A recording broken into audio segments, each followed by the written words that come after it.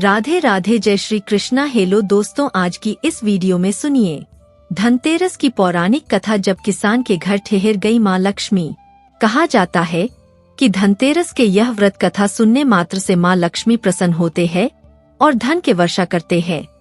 नमस्कार दोस्तों, भारतीय व्रत कथा चैनल में आपका स्वागत है। अगर आप मेरे चैनल पर नए हैं तो चैनल को जरूर सब्सक्राइब कीजिए। हमारे इस चैनल पर आपको इसी तरह की वीडियो लाती रहती हूँ। तो शुरू करते हैं आज की वीडियो। कार्तिक कृष्ण पक्ष की त्रयोदशी तिथि के दिन धनतेरस का पर्व पूरी श्रद्धा व विश्वास के साथ मनाया जाता है। धनवंतरी के अलावा इस दिन देवी लक्ष्मी और धन के देवता कुबेर की भी पूजा करने की मान्यता है। इस दिन को मनाने के पीछे धनवंतरी के जन्म लेने की कथा के अलावा इसके बारे में एक दूसरी कहानी भी प्रचलित है। कहा जाता है कि एक समय भगवान विष्णु मृत्युलोक में विचरण करने के लिए आ रहे थे। तब लक्ष्मी जी ने भी उनसे साथ चलने का आग्रह किया। तब विष्णु जी ने कहा कि यदि मैं जो बात कहूँ तुम अगर वैसा ही मानो तो फिर चल। तब लक्ष्मी जी उनकी बात मान गयी और भगवान विष्णु के साथ भूमंडल पर आ गयी। कुछ देर बाद एक जगह पर पहुंचकर भगवान विष्णु ने लक्ष्मी जी से कहा कि जब तक मैं न आऊं तुम यहाँ ठहर, मैं दक्षिण दिशा की ओर जा रहा हूँ, तुम उधर मत आना। विष्णु जी के जाने पर लक्ष्मी के मन में कौतूहल जागा कि आखिर दक्षिण दिशा में ऐसा क्या रहस्य है जो मुझे मना किया गया है और भगवान स्वयं चलेगा। लक्ष्मी जी से रहा न गया और जैसे ही भगवान आगे बढ़े लक्ष्मी भी पीछे पीछे चल पड़ी। कुछ ही आगे जाने पर उन्हें सरसों का एक खेत दिखाई दिया जिसमें खूब फूल लगे थे। सरसों की शोभा देखकर वह मंत्रमुग्ध हो गयी और फूल तोड़कर अपना श्रृंगार करने के बाद आगे बढ़ी। आगे जाने पर एक गन्ने के खेत से लक्ष्मी जी गन्ने तोड़कर रस चूसने लगी। उसी क्षण विष्णु जी आए और यह देख लक्ष्मी जी पर नाराज होकर उन्हें शाप दे दिया कि मैंने तुम्हें इधर आने को मना किया था, पर तुम न मानी और किसान की चोरी का अपराध कर बैठ। अब तुम इस अपराध के जुर्म में इस किसान की 12 वर्ष तक सेवा कर। ऐसा कहकर भगवान उन्हें छोड़कर क्षीर सागर चलेगा। तब लक्ष्मी जी उस गरीब किसान के घर रहने लगी। एक दिन लक्ष्मी जी ने उस किसान की पत्नी से कहा कि तुम स्नान कर पहले मेरी बनाई गई इस देवी लक्ष्मी का पूजन करो, फिर रसोई बनाना, तब तुम जो मांगोगी मिलेगा। किसान की पत्नी ने ऐसा ही किया। पूजा के प्रभाव और लक्ष्मी की कृपा से किसान का घर दूसरे ही दिन से अन्न, धन, रत्न, स्वर्ण आदि से भर गए। लक्ष्मी ने किसान को धन धान्य से पूर्ण कर दिया। किसान के 12 वर्ष बड़े आनंद से कट गए। फिर 12 वर्ष के बाद लक्ष्मी जी जाने के लिए तैयार हुई। विष्णु जी लक्ष्मी जी को लेने आए तो किसान ने उन्हें भेजने से इनकार कर दिया।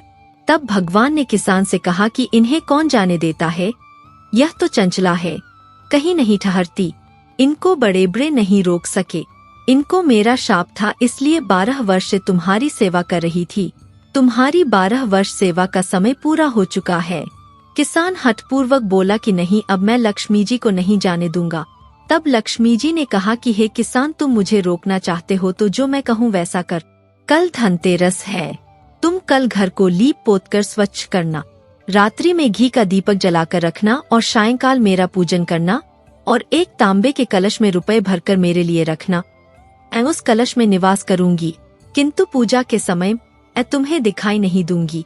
इस एक दिन की पूजा से वर्ष भर मैं तुम्हारे घर से नहीं जाऊंगी। यह कहकर वह दीपकों के प्रकाश के साथ 10 दिशाओं में फैल गई। अगले दिन किसान ने लक्ष्मी जी के कथानुसार पूजन किया। उसका घर धन धान्य से पूर्ण हो गए। इसी वजह से हर वर्ष धनतेरस के दिन लक्ष्मी जी की पूजा होने लगी। अब सुनिए दूसरी कथा। एक बार यमराज ने अपने दूतों से पूछा कि क्या लोगों के प्राण लेते समय तुम्हें किसी पर दया भी आती है? यमदूत संकोच में पड़कर बोले, नहीं महाराज, हम तो आपकी आज्ञा का पालन करते हैं, हमें दया भाव से क्या लेना। यमराज ने सोचा कि शायद ये संकोच के कारण ऐसा बोल रहे हैं। यमराज उन्हें निर्भय करते हुए वे बोले, संकोच मत कर, यदि कभी कहीं तुम्हारा मन पसीजा हो तो निडर होकर कह।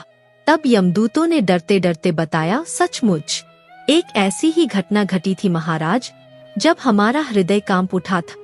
यमराज ने बड़ा उत्सुक होकर पूछा कि ऐसी क्या घटना घटी थी? दूतों ने कहा, महाराज, हंस नाम का राजा एक दिन शिकार के लिए गए। वह जंगल में अपने साथियों से बिछड़कर भटक गया और दूसरे राज्य की सीमा में चला गए। फिर वहाँ के राजा हेमा ने राजा हंस का बड़ा सत्कार किए। ठीक उसी दिन राजा हेमा की पत्नी ने एक पुत्र को जन्म दिया था। ज्योतिषियों ने नक्षत्र गणना करके बताया कि यह बालक विवाह के 4 दिन बाद मर जाएगा। राजा के आदेश से उस बालक को यमुना के तट पर एक गुहा में ब्रह्मचारी के रूप में रखा गया। उस तक स्त्रियों की छाया भी नहीं पहुंचने दी गई। लेकिन विधि का विधान तो अडिग है। समय तेजी से बीतता जा रहा था। संयोग से एक दिन राजा हंस की युवा बेटी यमुना के तट पर निकल गई और उसने उस ब्रह्मचारी बालक से गंधर्व विवाह कर लिए। चौथा दिन आया और राजकुंवर मृत्यु को प्राप्त हुआ। उस नवपरिणीता का करुण विलाप सुनकर हमारा हृदय कांप गए। ऐसी सुंदर जोड़ी हमने कभी नहीं देखी थी। वे कामदेव और रति से भी कम नहीं थे। उस युवक को कालग्रस्त करते समय हमारे भी आंसू नहीं थम पाए थे। यमराज ने द्रवित होकर कहा, क्या किया जाए? विधि के विधान की मर्यादा बनाए रखने के लिए हमें ऐसा अप्रिय कार्य करना पड़ा। तभी एक दूत ने पूछा कि महाराज, क्या अकाल मृत्यु से बचने का कोई उपाय नहीं है? यमराज ने अकाल मृत्यु से बचने का उपाय बताते हुए कहा, धनतेरस के पूजन और दीपदान को विधि पूर्वक करने से अकाल मृत्यु से छुटकारा मिलता है। जिस घर में यह पूजन होता है वहां अकाल मृत्यु का भय भी नहीं फटकता। इसी घटना से धनतेरस के दिन धनवंतरी पूजन सहित दीपदान की प्रथा का प्रचलन शुरू हुआ। इस दिन को यमदीप दान भी कहा जाता है।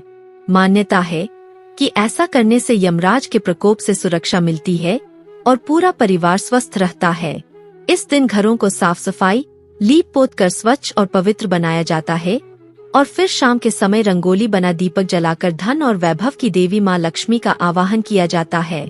वीडियो अच्छा लगा है तो लाइक कीजिए, चैनल को सब्सक्राइब कीजिए। भारतीय व्रत कथा चैनल को हमारे इस चैनल पर आपको इसी तरह की वीडियो लाती रहती हूँ। राधे राधे। जय श्री कृष्णा। राधे राधे।